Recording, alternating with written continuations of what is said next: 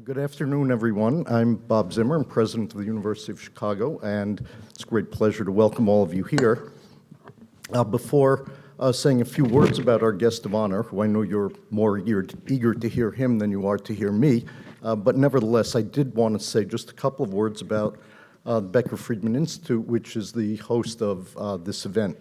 So the Becker Friedman Institute's now about a decade old. It began about a dozen years ago in a conversation that I had with Gary Becker, who was an important driver of the idea behind this institute. The goals were to bring together the economics work across the entire university, which includes, of course, not just the economics department, but the Booth School of Business, as well as the Harris School of Public Policy, longstanding connection to the law school and as well to other parts of the university. Some of the particular foci for this were to reinforce the position of the University of Chicago as an intellectual destination for all work connected to economics and its multiple connections to other scholarly and policy issues. To provide a base for research and student support inside economics across the university, and very importantly, to provide a point of connection for economics at the university with public policy issues of the multiple sorts that economics is relevant to. Of course, economists believe that's all public policy issues. And perhaps that's even true. So the original director of the Becker Friedman Institute was Lars Hansen. He served for many years. In the last couple of years, he was joined for co-director by Kevin Murphy. This summer, Michael Greenstone took over as the director, and we're looking forward to Michael's very energetic leadership of the Becker Friedman Institute in its next phase. Our guest today, as you all know, is Larry Summers. I could spend the whole hour going through his remarkable career. I will. Please do. I will refrain, but just mention a few things. He is now the Charles W. Eliot University professor at Harvard University, where, of course, he spent an enormous part of his professional career. He's had many roles in public policy arena. Very particularly was Secretary of Treasury of the United States, and very importantly, he was president of Harvard University. Michael may say a bit more specifically around the economics area, and I think I will just both welcome Larry Summers and now pass the floor over to Michael. Thank you.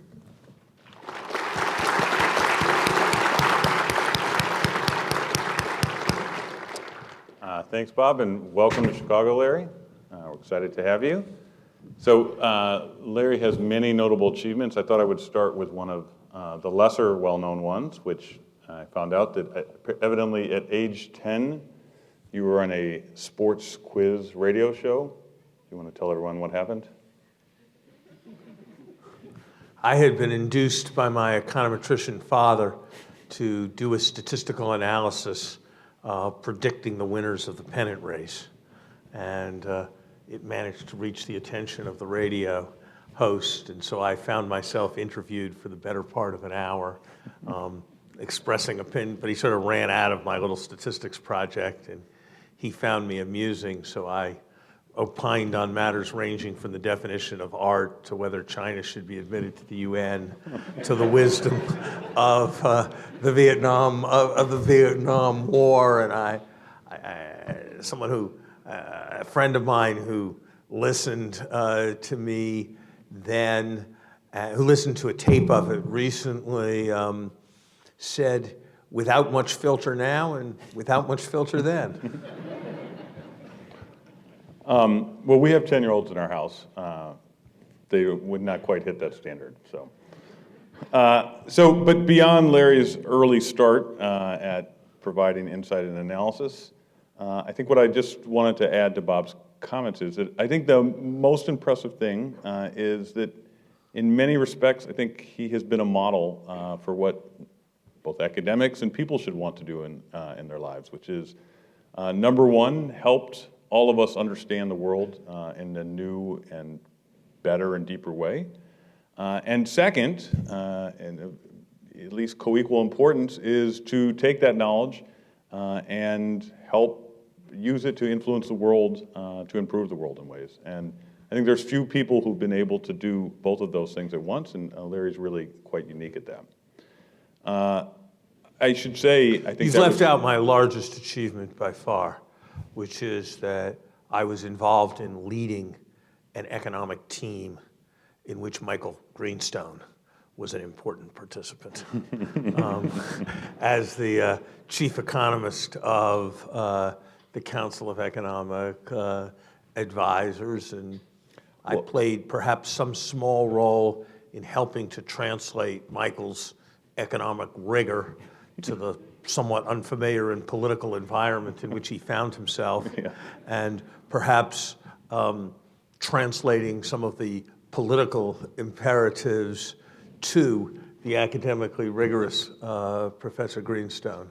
And in the process of that, I learned a great deal. Well, I was going to sit on this story, but now that you've opened that can of worms. Larry, so it was certainly an eye-opening experience for me to leave the safe waters of academia and venture into these other waters. And there was one particular moment where I had presented some results that seemed very straightforward and maybe kind of boring by academic standards, but they enraged a member of the cabinet. And it was a very unequal setting, and it was difficult for me to fight back. And Larry happened to be in the room and somehow protected me from whatever it is cabinet secretaries do to upstart academics. So thank you for that, belated thanks. So the motivation for this talk is, the question is 3% growth possible? And that is, I think, interesting question, both because growth has been so disappointing recently, and then also because 3% growth or maybe even 4% growth plays such a central role in some of the assumptions that underlie policies that are currently being discussed and debated in Washington. So that's our first thing, but what I wanted to begin with was just kind of a level setting and ask Larry if he could talk a little bit about, give us a history of what happened in the Great Recession and kind of up to about 2013. I want to say two things first, and then I'll do that. The first is that I'm really glad to be here and that I can tell you that the kind of work that takes place at institutes like this makes an enormous difference. The work that's taking place now will probably have no impact whatsoever on anything that happens in Washington in the next 6 to 9 months. That is not the point. The point is to provide a menu of ideas, thoughts, modes of analysis that will, over time, shape the conventional wisdom in which Washington operates and provide alternatives that were previously not thought to be viable.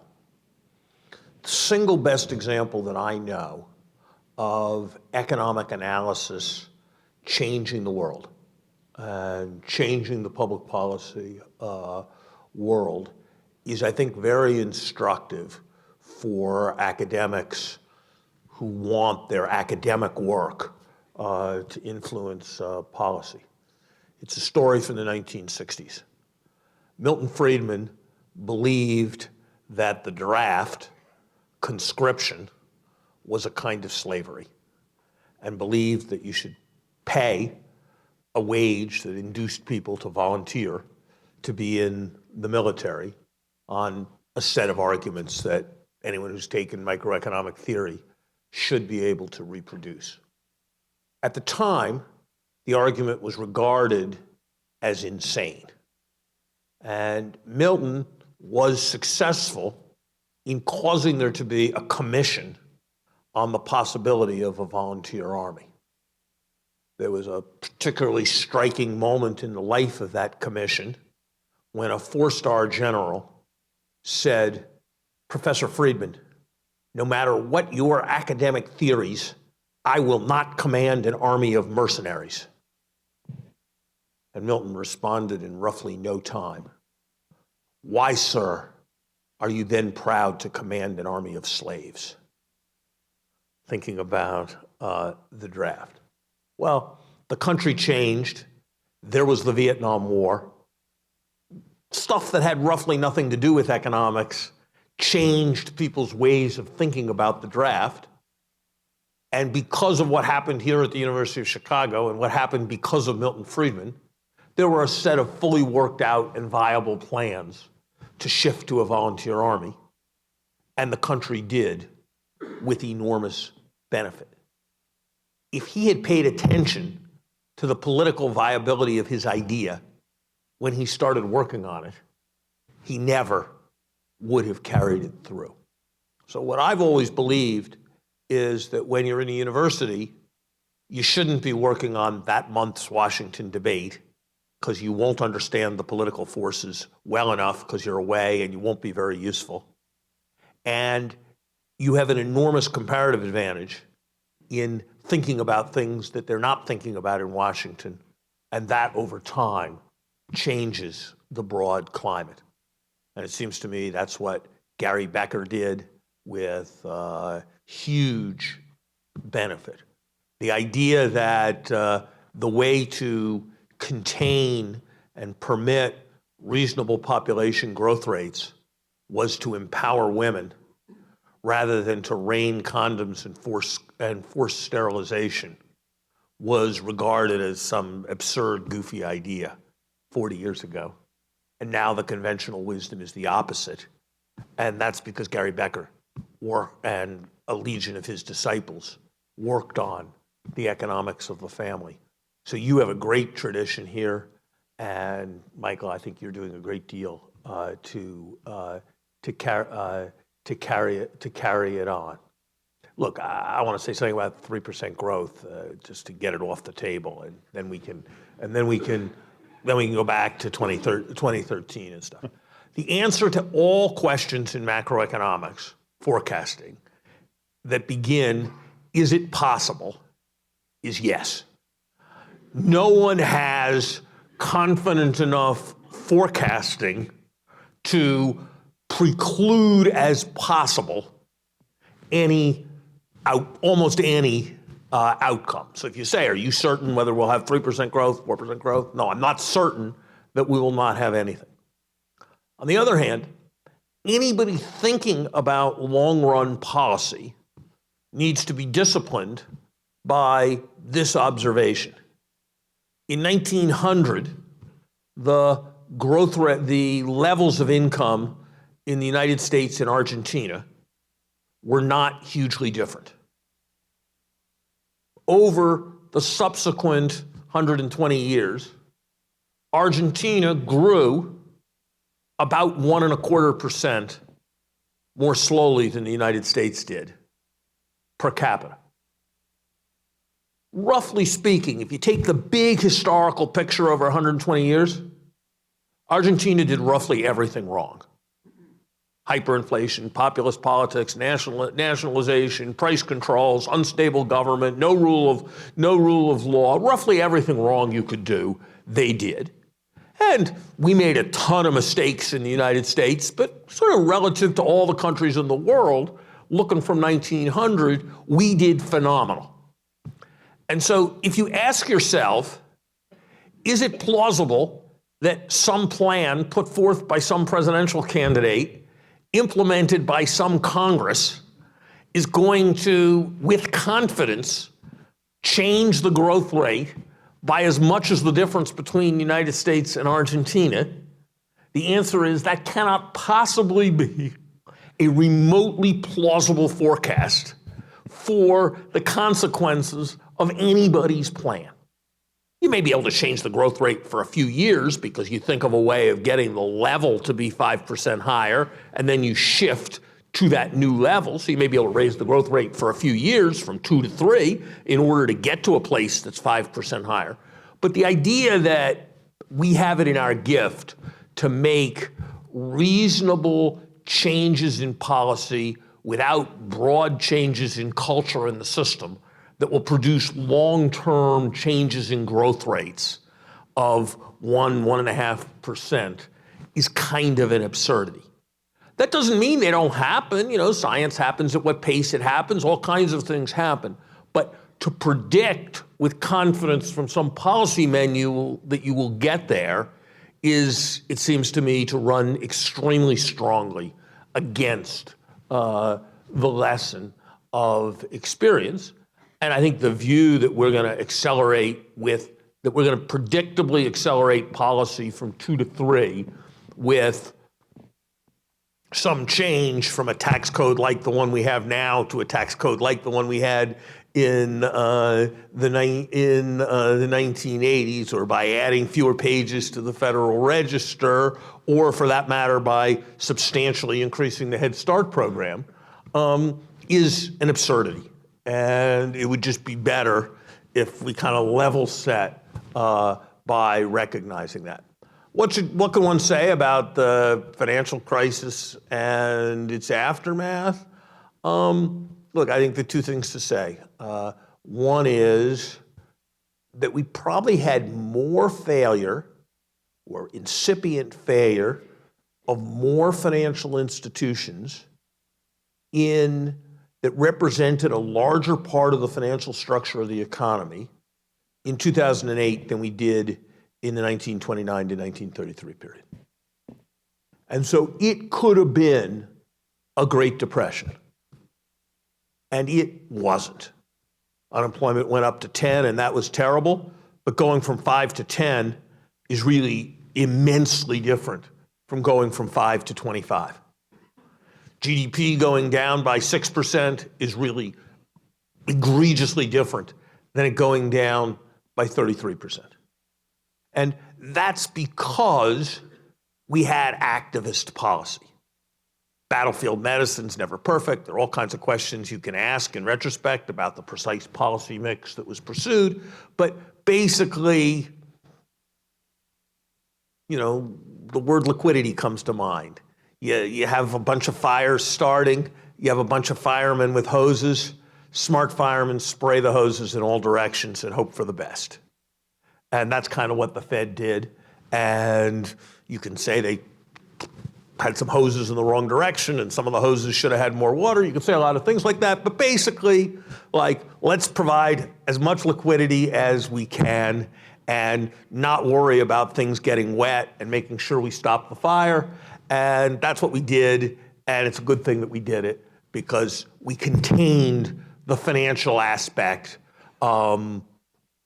much more rapidly than it looked like we would at the beginning of 2009. In fact, if you look at changes in growth from one quarter to the next, the sharpest V in the history of the post-World War II period was between the second quarter and the third quarter of 2009. So yeah, you have to give that high grades.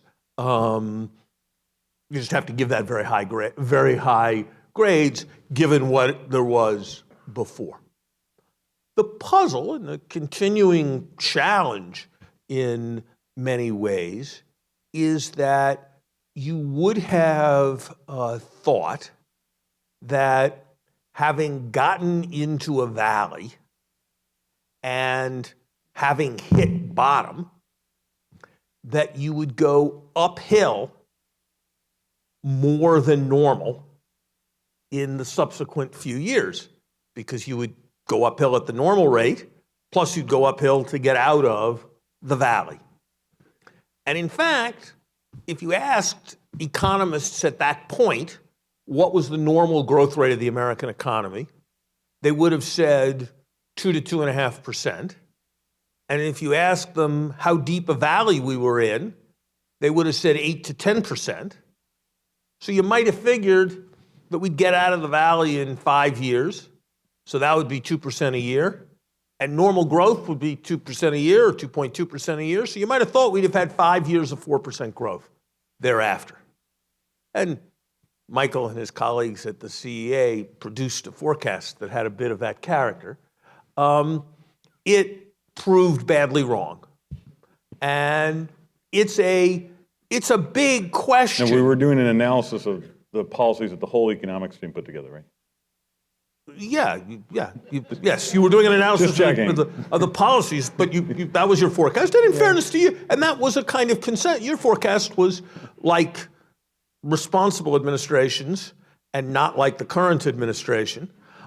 Your forecast was kind of in the range of the normal professional forecast that was out there. And you were... So can I just slow down for 1 second? You hit upon a really important point, which is the continuing gap between potential GDP as we might have thought it would have been in 2000. Yes, that's what I'm talking about. Okay, yeah. But just, can you elaborate on the magnitude so that, we're paying, in principle, we're paying it year after year right now? Well, so basically what happened is we've grown ever since then at 2%. So we've grown at the slow end of what we thought potential was, and we've never had any catch-up over the subsequent years. And the question, the huge question, is why is that? And there are several different views. And by the way, sort of associated with that slow growth, people were worried in 2009 and 2010 that all the fire hoses of liquidity were going to create a lot of inflation. And so there was lots of anxiety about inflation taking off. And the reality is that the Fed has a 2% inflation target, and we've had 9 years, and we haven't gotten up to the 2% inflation target. So it's really been very different than macroeconomists thought it would be. So what are the candidate explanations? I think, like most complex phenomena, it has more than one cause. So one cause is we were probably wrong about how fast potential would grow. We thought productivity growth was really fast from 1994 to 2004, and it was kind of slow from 2004 to 2007. And so, getting a little slower through that time, and you always have a problem. If you have the time series 3, 2, 1, what should you predict is the next number? Well, you can kind of predict it would be 3 because it was just low and now it's going to be high. You can kind of predict 2 because it's sort of the average. You can kind of predict 1 because stuff will stay the same, or you can kind of predict 0 because it'll trend. And we were basically predicting 2. We were basically predicting that it would go back to the 15-year average. And the reality is it kept trending downwards. So one part of it is the estimate at the beginning was too optimistic. That's one part. Second part of it, which I've stressed in a bunch of my work, is what physicists and now economists would call hysteresis effects. History or path dependence. Because we had a recession through a variety of mechanisms, the economy's subsequent potential went down. We didn't invest in capital, so we didn't have capacity. People who were out of work for a year and a half lost the habit of working, lost the taste to work, went on disability insurance, and stayed on disability insurance even when the economy recovered. People found the easiest things to cut when their corporate budget needed to be cut was R&D. And so the economy had less technological potential. People learned a really painful lesson that the bigger the risk you took, the worse you got burned between 2007 and 2010, and so they pulled in their horns. So for all those reasons, the fact of recession and deep recession limited the economy's subsequent potential. And I am inclined to think those effects are quite important, although there's professional controversy about that. The third problem was that we declared victory too quickly. We said a year and a half in, yeah, it's only 2%, but the economy's recovering, all's well. We need to start worrying about long-term problems. And we need to start worrying about long-term problems like the budget deficit and long-term problems like entitlements being funded. And we stopped trying to make the economy run harder. Particularly, we stopped trying to make the economy run harder with fiscal policy. And therefore, the economy was demand constrained for much longer than it needed to be demand constrained.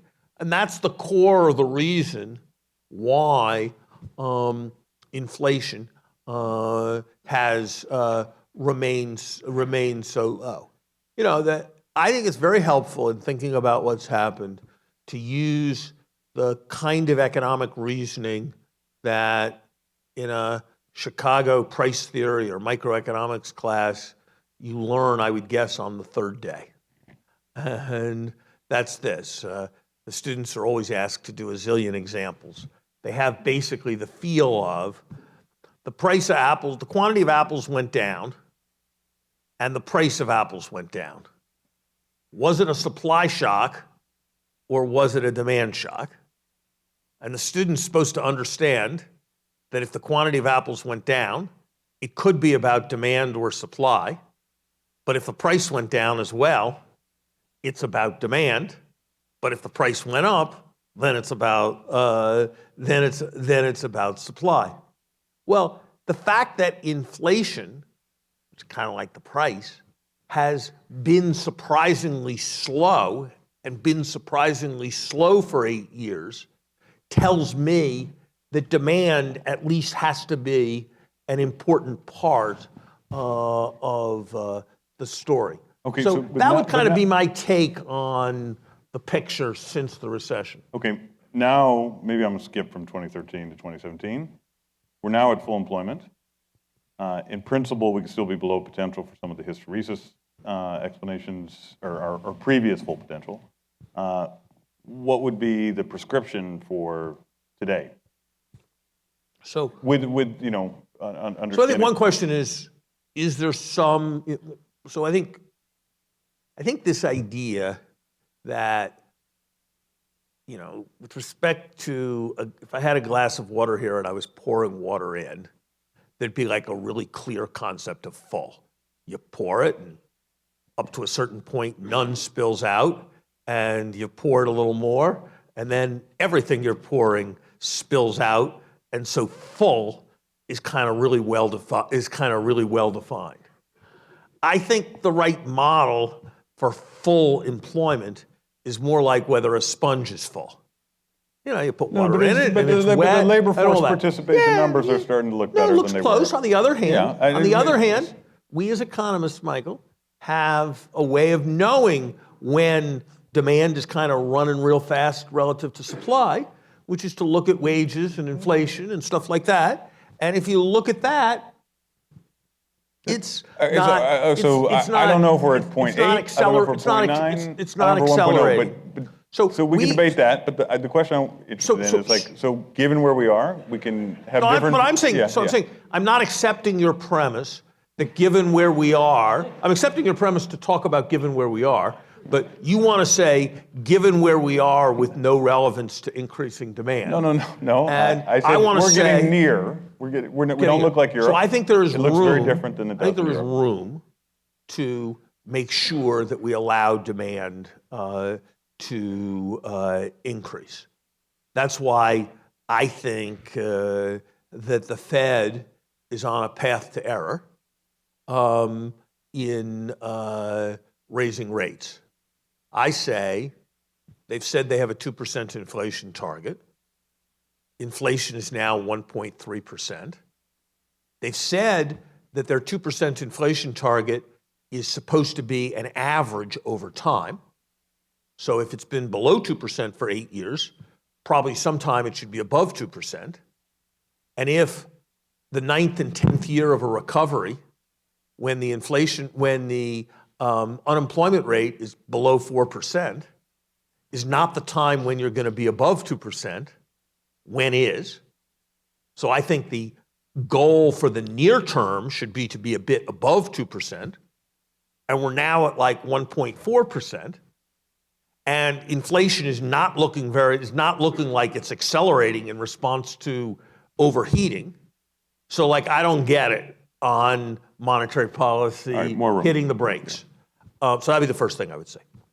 Second thing I would say is that both to some extent on demand grounds and on long-run supply grounds and on long-run fiscal prudence grounds, we should be raising the level of public investment.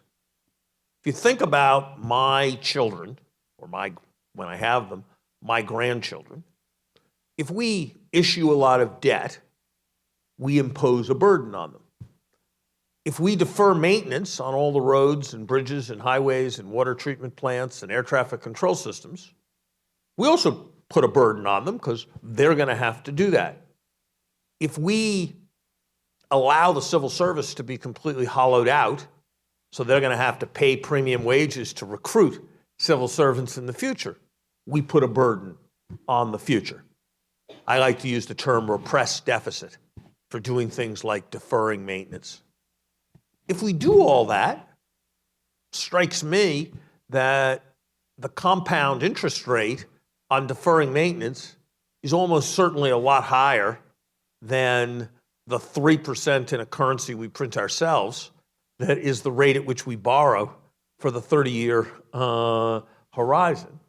And so second thing I would be doing is I'd be doing a major increase in infrastructure investment, ideally paid for with proper taxes that ensured efficient use of that infrastructure, congestion taxes, gas taxes, carbon taxes. But even if some borrowing was necessary in order to change our liability from deferred maintenance and deferred infrastructure investment to paper debt, given what I judge to be the interest rates on those two things, I would do it. That's the second thing I would do. Third, I think we need not the tax reform that's been proposed, but a rational tax reform. And there's an element in some of what's been talked about that is rational. I mean, indulge me, if you would, in an analogy. Suppose you were running a library, and the library had a lot of overdue books. You might decide to have an amnesty and say, bring your books back and we won't charge you a fine. You might decide to say, no, we're never going to do that on principle. We're just going to commit that there's never, ever going to be an amnesty, and damn it, you better bring your books back because the fines are going up. Both of those would be rational. Only an idiot would put a sign on the library door that said, no amnesty now, we're thinking about one next month. You think this is funny? Now, ask yourself about a country whose corporations have $2.5 trillion in cash abroad, where if they bring the cash back into the United States, they're going to have to pay a 35% tax. And imagine that that country's political class has told those corporations for 8 years in a row, 35% rate right now, but we're really talking, we're having a lot of discussion, and we think we're going to bring it down sometime really soon. It is hard to imagine a more effectively capital repellent policy. And we would do something better if we closed the differential. That is, we raised the taxation from zero on the profits that you made abroad and left abroad, and we lowered the taxation on the profits that you made abroad and brought home.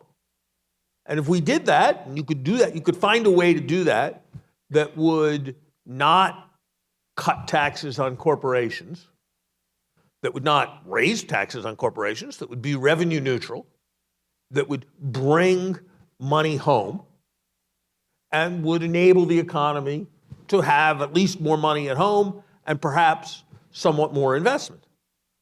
And while we were doing it, we could clean up a bunch of corporate sheltering activity. Look, it was kind of embarrassing. I mean, different ways of saying this, but I had occasion several years ago to look at the jurisdictions where U.S. corporations earn the greatest foreign jurisdictions, where U.S. corporations earn the greatest profits. You know, you might think they'd be China or Japan or Germany or England. You'd be wrong. Here are some countries on the list. The Netherlands. If anybody doesn't, some people get it when I say the Netherlands. More people get it when I say Ireland. More people still get it when I say Luxembourg. And the most people get it when I say the Cayman Islands. And those are 4 of the 5 leading jurisdictions in which U.S. corporations book profits. Well, it shouldn't be that way. And so I think by cleaning up shelters, reducing rates, and changing the differential, we could contribute to improving the efficiency of the economy and raising the growth rate. There are other things that we can do that would be valuable if we had a more satisfactory set of institutions that addressed family needs of working people. We wouldn't have had the negative trend in women's labor force participation that we've now had in the United States for close to a generation. For the long run, it won't make any difference that's measurable in the next 10 years, but for the long run, to say University of Chicago, Ted Schultz, Gary Becker word, human capital and education is absolutely central to doing better. And the challenge is figuring out how to do that. I tend to believe that Democrats have it kind of right on the need for more resources in the system, and Republicans have it right in the need for more accountability and competition in the system, and that if you forge some synthesis of that, you can make education be better. And I think there's another kind of core thing in education that we as a country get 70% wrong, maybe a little more than 70%, and that I don't think higher education does so fantastic on, although the University of Chicago does better than most. And that is, there's a very fundamental question you have to decide if you're figuring out a strategy around education. And that's this. Do you think that high achievement is caused by high self-esteem? Or do you think that high self-esteem is caused by high achievement? And I have a pretty clear view about that. I think high self-esteem causes achievement. I think high self-esteem should be caused by high achievement and should not be caused without high achievement. But I think we have a culture that increasingly thinks telling everybody that they're wonderful will cause everybody to be confident and therefore to be Okay, so I am wonderful. thrilled that you've opened the door to culture. And I'll just note, just mainly for myself, that in thinking about what I was going to ask you, I wrote up 2 pages. I had 8 questions. We're on question 1.5 so far. But my 8th question My eighth question was related to culture. My own view is that in the last 9 or 10 months, or even longer, there has been all kinds of cultural divides that have emerged in the country, some of which have been intentional, some of which have not been. And at least in my own life, it's produced some of the most complicated conversations I've ever had with some of my friends who are African American. Is there a connection between any of that and the economy, or should we just care about that for its own right?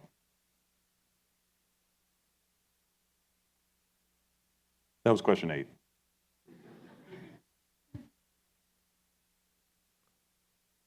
There's plenty about it that's hugely important with respect to how we function as a society and how happy we are. Yeah. So whatever you conclude about how much it matters for the economy, it has to be a hugely important thing. That's the first thing I'd say. Second thing I'd say is it's the central lesson of Gary Becker's life work, that whether it is measured in money or whether it shows up in economic statistics is not the determinant of whether it's amenable to the kinds of analyses that economists do. And so any question about culture is potentially amenable to the kinds of analyses that economists do, particularly when the range of economic analysis has been broadened by the behavioral perspectives for which Dick Thaler so deservedly won the Nobel Prize this week. I would say that So you're society, arguing I would against say, GDP. but I'd say that, Yeah. but beyond that, I would say a society that is cohesive, a society in which there is high trust, is a society in which things will function better. You know, a notion in economics is that you cannot write complete contracts. That, you know, I made an agreement that I was going to come here, and you made an agreement that you were going to pay my expenses, and we kind of understood that. And you didn't worry that I was going to say, you said you were going to pay my expenses, and that I was going to charter my own private jet to come and send you a bill. You didn't worry about that because you trusted me. And I didn't worry that you were going to say afterwards, you know, Larry, you didn't really give a very good talk, so we're only going to pay your airfare to Chicago, not your airfare from Chicago. And we trusted each other. And if we hadn't trusted each other, we still could have made this thing, but we would have written a long contract that laid it all out in detail. And that would have been a lot less efficient, and would have meant both of us were spending less time thinking about economics, and it would have meant that I went fewer places to give talks and you had fewer speakers if we didn't have trust. And so I do think that the kind of divisions within a society that undermine trust and force rigid contracting, if those become more pervasive, I think it does grind down the efficient and effective functioning of the economy. Terrific. We have to go to questions, but there was a secret question number 9, and you only get 2 sentences, or 2 to 4 sentences to answer it. What did you learn from Dick Thaler?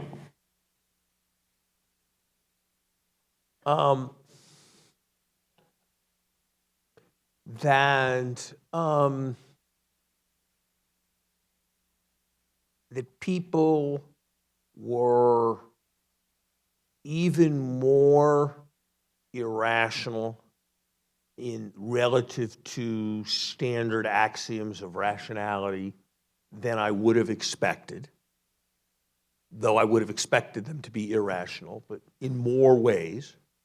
First thing I learned. The second thing I learned, which is the more surprising thing, is that Tolstoy's corollary is wrong.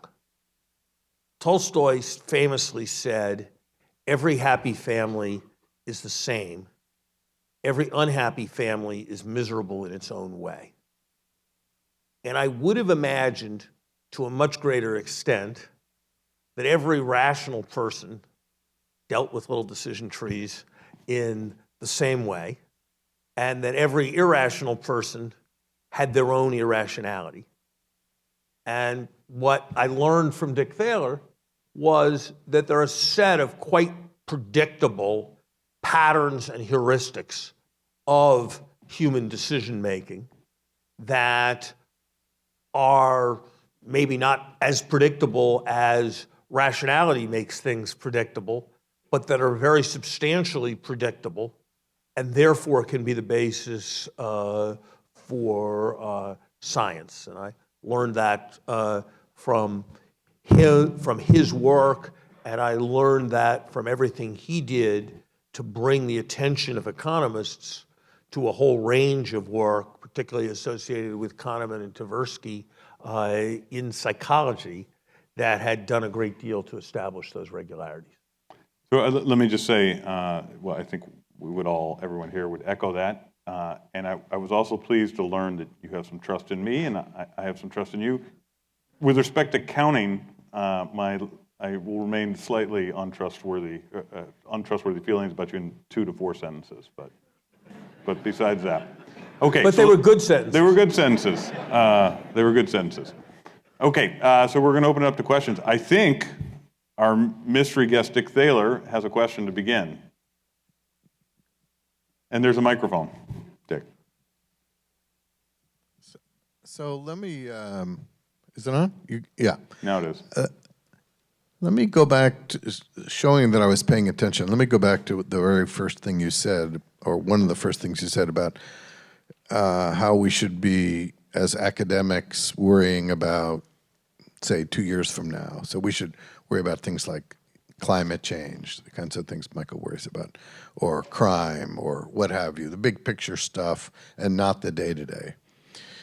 And I wonder whether that's challenged by the fact that we have an administration with the least amount of human capital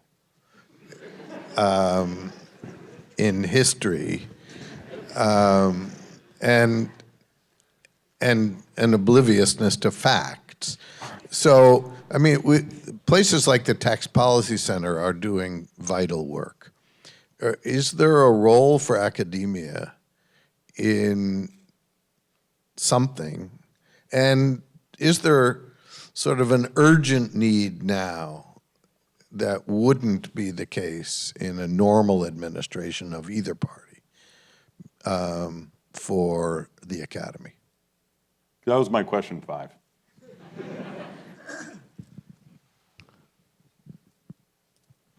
Kind of. Look, people. Best I've ever gotten. No, here's the answer. People who are so ignorant wouldn't be so ignorant if they valued research and expertise and all of that. So filling their human capital hole with our advice is a foolish, quixotic effort. They're not interested in our advice. Providing correction to the public record is a useful activity for some people to engage in. But to be perfectly honest, to engage in it effectively, you need to have one of 2 or 3 things which the vast majority of academics don't have. You need to have a skill at political polemic, which most academics don't have because there's no reason why they would have acquired it. Or you need to have some reputational cachet that will cause your voice for some reason to carry. frankly, your utility as a commentator on public affairs, your knowledge about tax policy or about a range of other things is almost exactly the same as it was a week ago or 10 days ago. But your utility as a commentator on these matters is an order of magnitude greater than it was 10 days ago because of the ability to put the word Nobel Prize winner before your remarks, and therefore people are more willing to listen when you say. But for most of us who don't have a reputation and don't have skill at political polemic, or don't have a third thing which you can have, which is some tool for producing authoritative analysis. You know, if you have a software apparatus that will provide a revenue estimate for a tax bill or a distribution analysis for a tax bill, then you can make a valuable contribution being a corrective of what's in the government. But if you're not in one of those three, buckets, you will ultimately, over time, have had a substantially larger impact thinking away from the ball. And I think in general, the right career advice for people is the advice that made your career in many ways, if I can presume, which is don't be like a little kid's soccer game. In a little kid's soccer game, everybody runs to where the ball is and is in the crowd where the ball is. And if you look at the most successful research careers, mostly they're people who stayed where the ball wasn't, and then eventually the ball came to their corner, and they were there all alone, ready for their moments of glory. And that would be the general advice that I would give. Okay, I think we have time for a couple questions. I think we're going to try and take 2 or 3 at a time, and then Larry will try and run through them in a short amount of time we have left. So, Suzanne, do you want to? Yeah, I was confused on the unemployment. You said during the recession, people went on unemployment, took disability. Then you mentioned that the unemployment rate was 4%, and then you mentioned that we're at full employment. Are we really at full employment if people during the recession went out of the workforce and did not come back into the workforce? Let's take 2 more.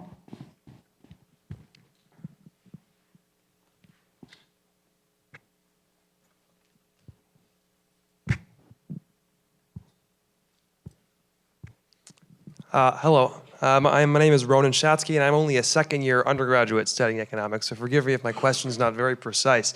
But last Friday, we had Dr. Graham Allison here talking about the Thucydides trap in his new book, and he quipped that you and he have a running bet where he says China's going to do well, essentially, and you say it's not. I'm wondering if you could talk a little bit about what he described as your pessimism about China's economy.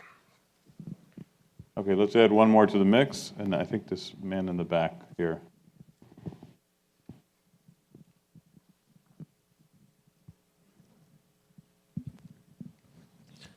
Hi, Larry. You mentioned earlier that about productivity. I'm just curious to your thoughts on that puzzle, the sluggish growth in the productivity. Great. Sluggish productivity growth, less and less of the economy is in the stuff that's growing fast because it's so cheap. And more of the economy is in the stuff like higher education that naturally grows slow in terms of productivity, is one very important piece of it. Another is that it takes a long time, and sometimes productivity gets lower before it gets higher. Take driverless cars. There's several 100,000 people in the American economy working on driverless cars, and not a single chauffeur or truck driver has yet been displaced. And so the effect as of this moment of driverless car innovation is to reduce, not to increase, measured productivity. China, Graham's wildly optimistic and thinks trees grow to the sky. I think that a major phenomenon discovered by statistics is mean reversion. And if you're an athlete and you get your picture on the cover of Sports Illustrated, you usually have a worse season afterwards than you did before because there was some luck in the good season you had that got you on the cover of Sports Illustrated. And I've learned over many years that if corporations start hosting their boards of directors meetings in a given country, that means that that country's probably peaked and its growth rate is going to slow. But I still think China will grow more rapidly than we will and more rapidly than most other countries. But, you know, for China, 5% growth would be half of the growth rate that they achieved for a long time. And I think the biggest error in forecasting is naive extrapolation. And so there'll be a systematic tendency to be too optimistic about things where there's been an upwards trend. Unemployment, some of the issue is semantic. When we measure the unemployment rate, people who have stopped looking for work don't show up in the unemployment rate. Some of it is individuals. It was Michael who kept trying to say we were at full employment, and me who was kind of acknowledging that there was some slack. But there is a question as to if someone was working and then they stopped working and now they've gone on disability insurance and now they've become addicted to opiates and they're working, you know, do they represent slack or do they not? It sort of depends on whether you think a stronger economy could draw them back. And that's a hard thing to know and part of the debate. Okay, I think we're over time. I do have a final question. I think I'm going to stump you with this one. You were a 10-year-old boy in Philadelphia in 1965, I believe. Uh-huh. Who was the center fielder for the Philadelphia Phillies? Gonzalez. Very good. Thank you very much.